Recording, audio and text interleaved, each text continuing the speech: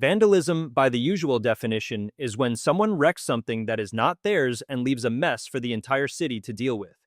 That is why we have laws, no entry signs, and warning boards everyone recognizes but never actually reads. But then there are cases that make things awkward. Actions that are clearly illegal yet so clever that people stop and look twice. Not to get angry, but to quietly admit this problem probably should have been fixed a long time ago. In the stories coming up, you will see that vandalism is not always just destruction. Sometimes it is the fastest way to make an entire city finally pay attention. And the first story starts with a pothole and a very unreasonable birthday party.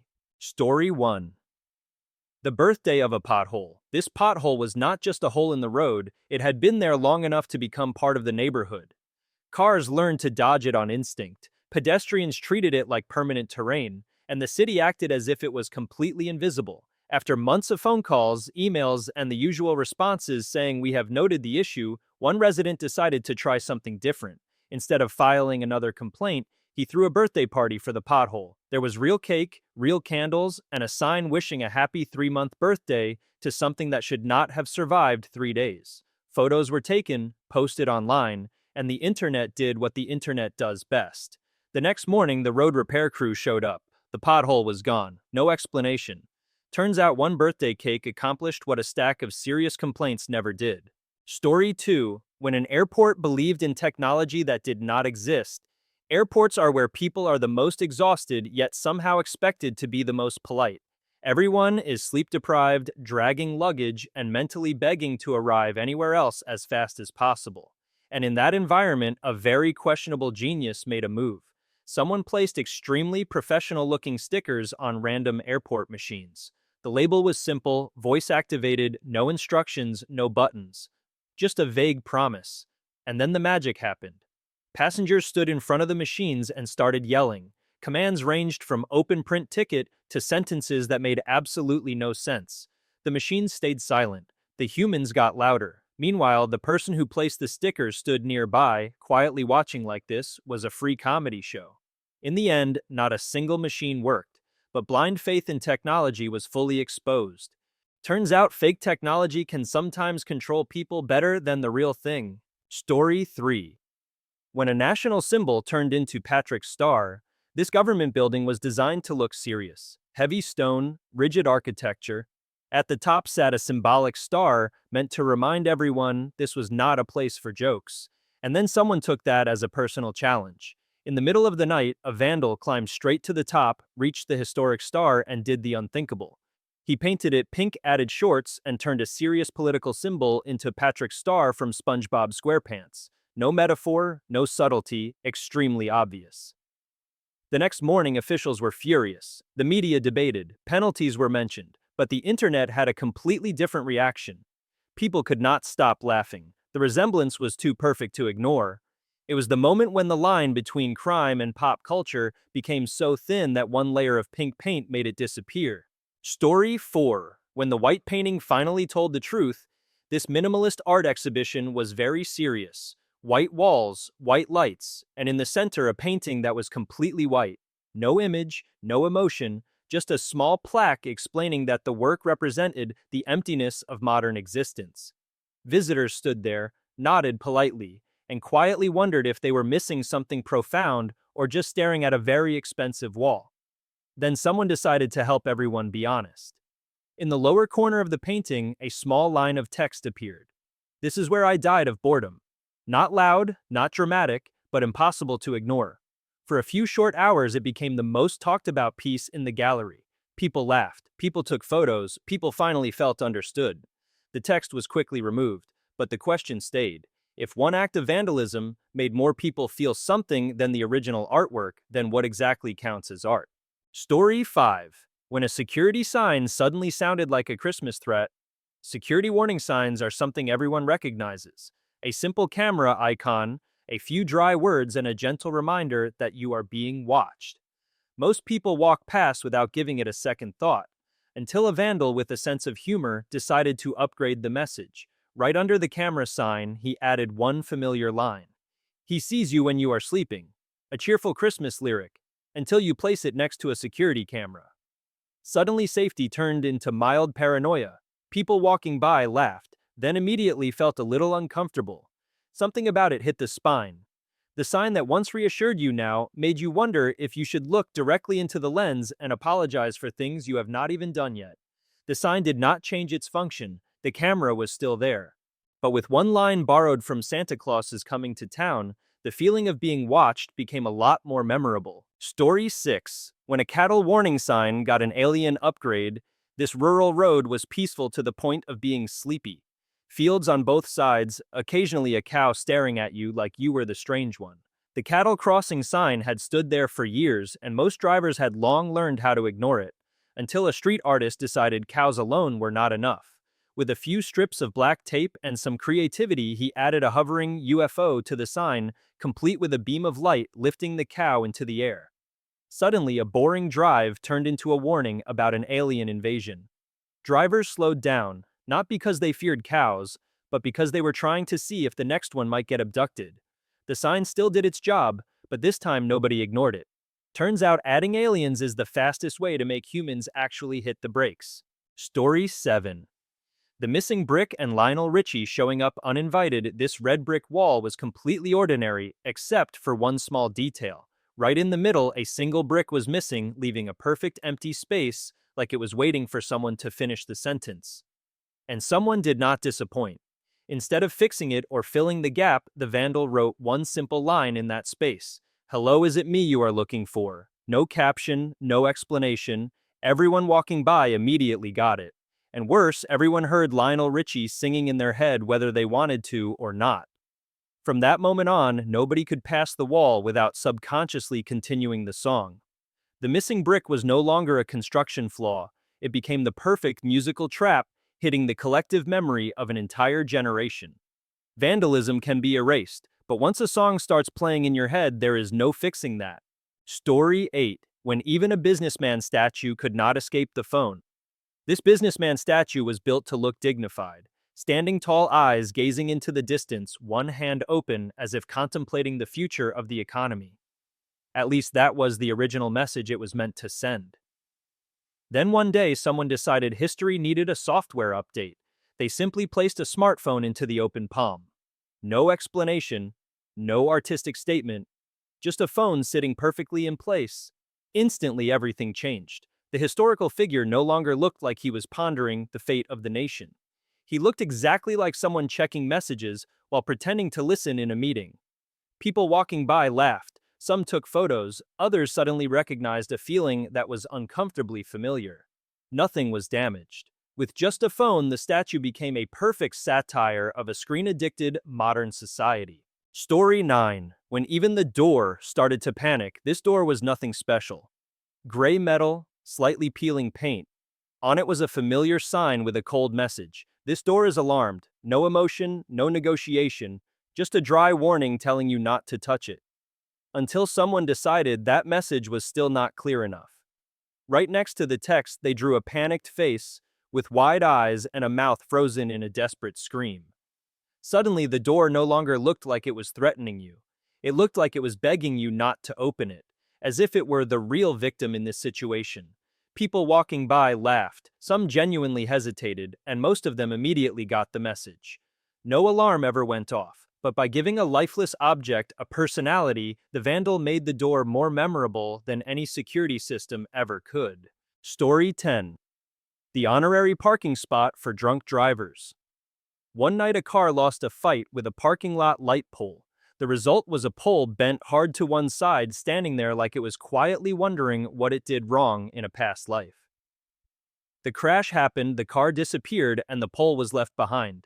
Days passed, no one fixed it, and then a vandal with a good eye for detail decided to finish the story. He painted parking lines around the crooked pole and added a small sign that read, "Reserved for drunk drivers." Suddenly, the pole was no longer just an accident leftover. It became a public accusation. People walking by laughed, but they understood the message instantly. No cameras, no tickets, just a healthy dose of public shame. The pole stayed bent, but the lesson stood straighter than ever. Turns out sometimes public embarrassment works better than traffic laws. Story 11.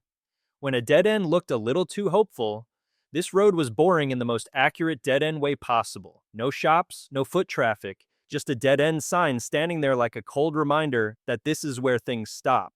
Until a vandal decided that ending was way too dull. On the brick wall at the very end of the street, he painted a perfect three-dimensional tunnel, light shadows depth, everything convincing enough to trick the human brain. And the human brain lost. More than a few pedestrians walked straight toward the wall, fully believing they were about to step into a secret exit. Only at the very last second did reality step in. The city had to respond. Not by removing the painting, but by installing an additional warning sign. Bigger, clearer, harder to ignore. Turns out when an illusion is done well enough, it can beat an official sign every time. Story 12. When a speed camera tried to encourage you, speed cameras are something almost everyone hates. They do not care if you are in a hurry, running late, or having a terrible day. They only care about the number on your speedometer and the exact moment you least expect it. Then one day, someone decided to make the experience a little nicer. On the body of the cold, silent camera, a smiling face appeared along with a friendly message. "You look great today." And somehow it actually worked. The camera still flashed, tickets still arrived in the mail, but the feeling was different. Instead of pure anger, many people just sighed and laughed. At least before getting fined, you got a compliment. No laws changed, no one escaped a ticket. But with one silly smile and a bit of encouragement, the surveillance system suddenly felt like a joke, and sometimes that makes it much easier to accept. Story 13. When literature met fried chicken. This park was meant to be quiet, a place where people stroll slowly and pretend they read books regularly. At the center sat a statue of a famous writer, seated seriously, eyes drifting into the distance, looking like he was deep in thought about the human condition and the meaning of life. Then one day, someone decided to bring him back to reality. Sitting right on the statue's lap was a full bucket of fried chicken. The unmistakable fast food kind. No strings attached, no note, just a meal waiting to be eaten. Suddenly, the writer no longer looked like he was working on a masterpiece. He looked like someone who had a long day and decided cooking was not happening tonight. People walking by laughed, took photos, and found this historical figure oddly more relatable. Nothing was damaged. But for a brief moment, high culture and fast food met, and history suddenly smelled like fried chicken. Story 14. When the fountain decided to change the color of life, this fountain was a point of pride for the city. Light stone, elegant design, clear water flowing perfectly like something straight out of a tourism brochure. Ideal for wedding photos, anniversary photos, and those we live here so we are very classy pictures. Until one morning, everything turned blue. Not light blue, not decorative blue, but deep aggressive blue. The kind of blue that makes you blink twice and wonder if you skipped your morning coffee. Turns out someone had poured hundreds of liters of non-toxic dyes into the fountain overnight. The result was the entire structure looking like a giant, overflowing Smurf toilet. People gathered, photos were taken, the internet did what it does best. For a few short hours, the elegant fountain became a full-blown social media joke. The water was replaced, the blue disappeared, but the city never forgot the morning when seriousness got completely died over. Story 15. The no diving sign in a cemetery. You walk past a cemetery deep in thought about life and mortality, and then you see it, a no diving sign. Placed right next to a freshly dug grave. Hold on. Who exactly was planning to jump in? Michael Phelps showing up unannounced? Or is this the training ground for the national team of competitive afterlife diving? This was not just a joke, this was a statement. A gentle slap to the face of logic and a quick wink at death itself. Pure American-style dark humor. The kind that makes you laugh for half a second and immediately feel guilty about it. Did the sign actually stop anyone? Hard to say. But it absolutely punctured the heavy silence of a place usually filled with nothing but seriousness and stillness. Who put the sign there? A genius who laughed, a sinner who found it offensive. Possibly the one person who was about to check the depth and the lesson. Even after you are gone, rules still apply. And most importantly, never jump into a grave without stretching first. Story 16. The warhorse and the traffic cone. You stand before the warhorse statue, powerful, fierce, majestic like it's about to charge into the next crusade, a symbol of history, power, blood, and iron. Then, someone gently places an orange traffic cone on the horse's head. Boom. History meets reality, violence meets city ordinance, and the warhorse becomes the first victim of modern meme culture. What just happened? Vandalism. Or a Banksy-level masterpiece. The statue that once inspired awe for its grandeur now makes people collapse laughing, and then pause. Wait, what did I just laugh at? This is peak American dark humor. When an inanimate traffic cone can turn a blood-soaked triumph into a TikTok joke. The symbol falls not to war, but because someone had spare time and a cone. Story 17. The fake power outlet on the wall airport. The place where your dreams of charging your devices usually get crushed.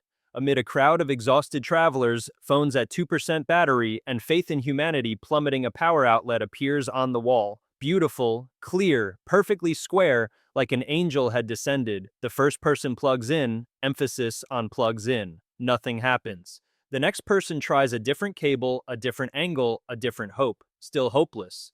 And then the truth is revealed. It's just a 3D wall painting, hand-drawn, incredibly detailed. The artist's genius, the crowd being trolled, also genius, but the genius of despair.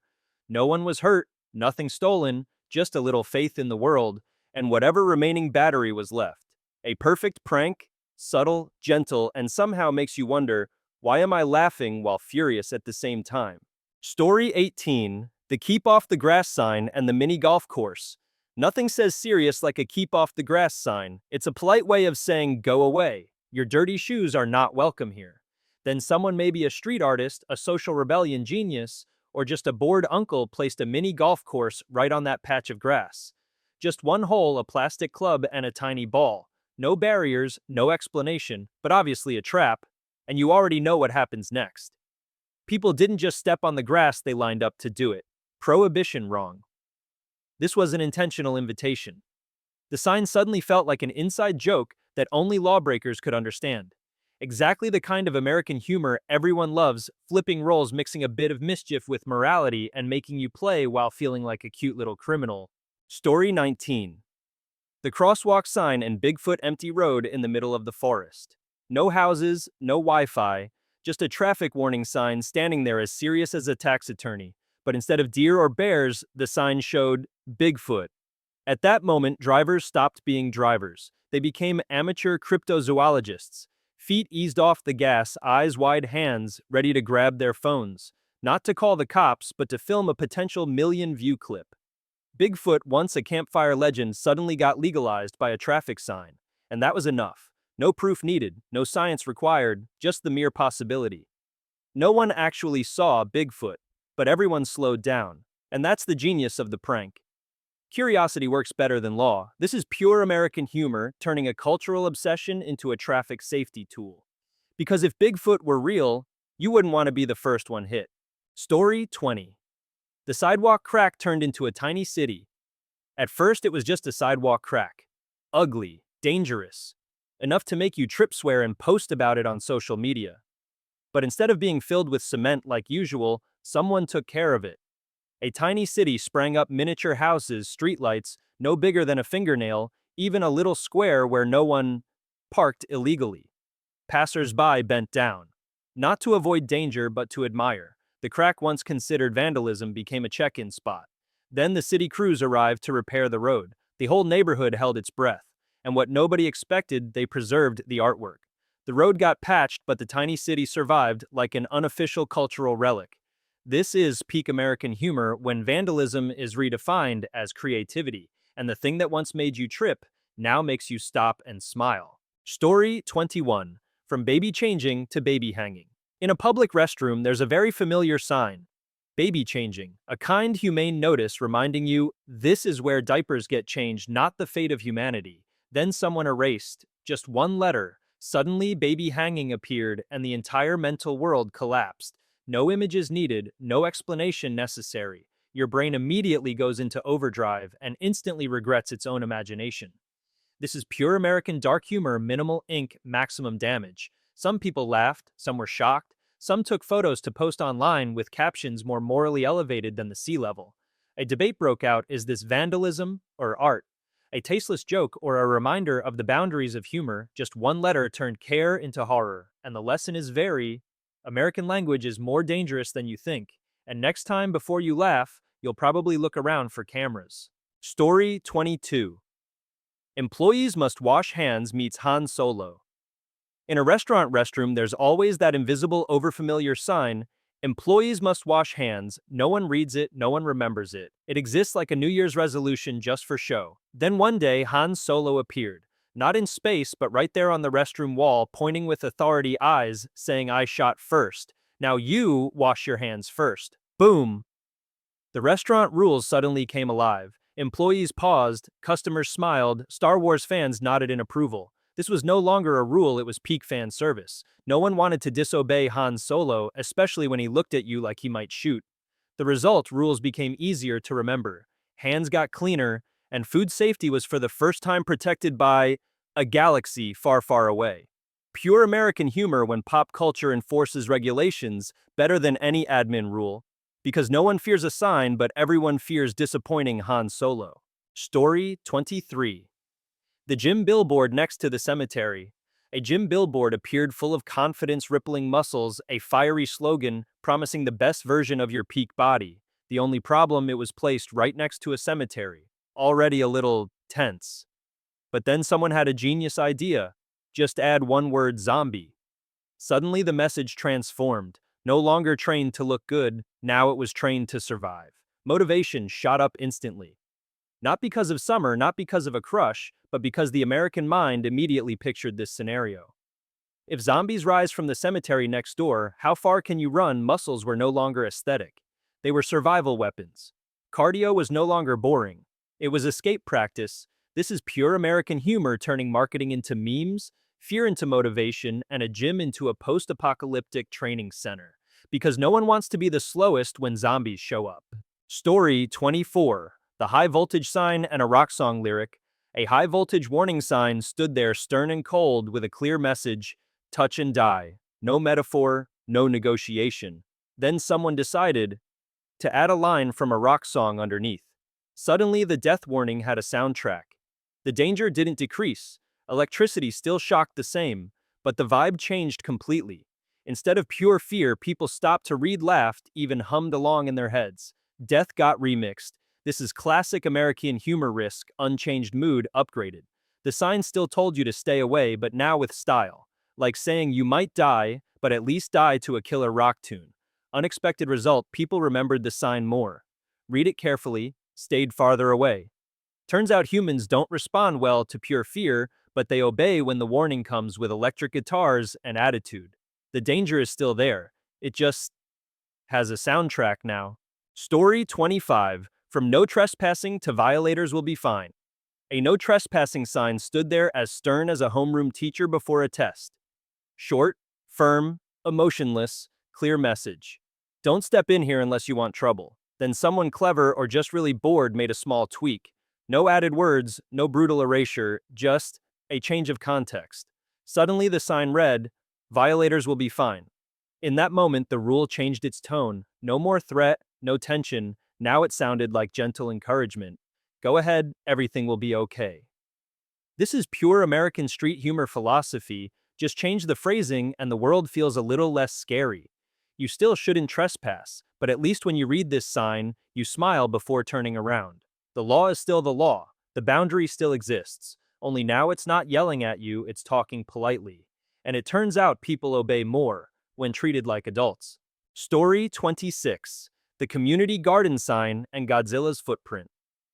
In a community garden, there's a familiar sign reminding everyone, please don't step on the plants. Gentle, polite, and often ignored.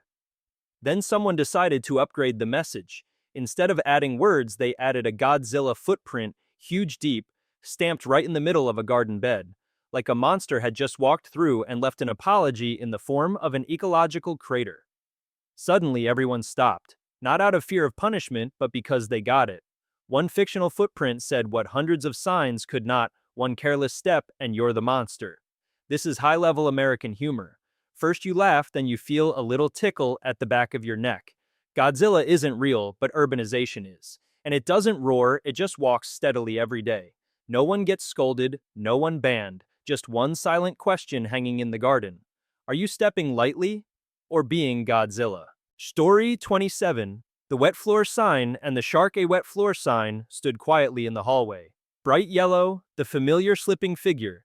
Everyone saw it, and almost no one cared until a shark fin was added rising from the puddle below. Suddenly, brains switched from, oh, wet floor to, wait, is this Jaws? No one stepped carelessly, no one walked while scrolling. People veered to the sides as if one slip would pull them into the deep ocean. The funny part, the floor was just as slippery. The risk of falling hadn't changed, but the fear was upgraded, from minor injury to imagination being shredded by a shark. This is classic American humor, not increasing danger, just the story. And it turns out humans aren't afraid of falling, they're afraid of being eaten. Spielberg would be proud, the janitor was satisfied, and you? You walk slower, much slower. Story 28. I love you corrected like a test. Someone was very brave. They wrote 3 immortal words on the wall. I love you. No flourish, no emojis, just a clumsy, sincere confession, probably penned with the heart beating faster than the brain. Then a red pen appeared, just like a return test. Underlines, margin notes, maybe a grammar correction, maybe a missing period, or worse, insufficient evidence. In that moment, romance shifted straight into academia. Feelings got graded, the confession went through peer review. And the internet. The internet loved it, because it's clever, neat, and hurts politely. No one was offended, but everyone understood love like a test gets corrected if you're sloppy. This is subtle American humor, not smashing emotions, just elevating them with intellect. And somewhere a teacher smiled proudly. Story 29. The businessman statue and the help me sign a statue of a man in a suit briefcase in hand, standing tall eyes on the future. A classic symbol of success, busy, serious, and probably late for a deadline. Then someone attached a small sign to the statue's hand. Very polite, just 2 words. Help me.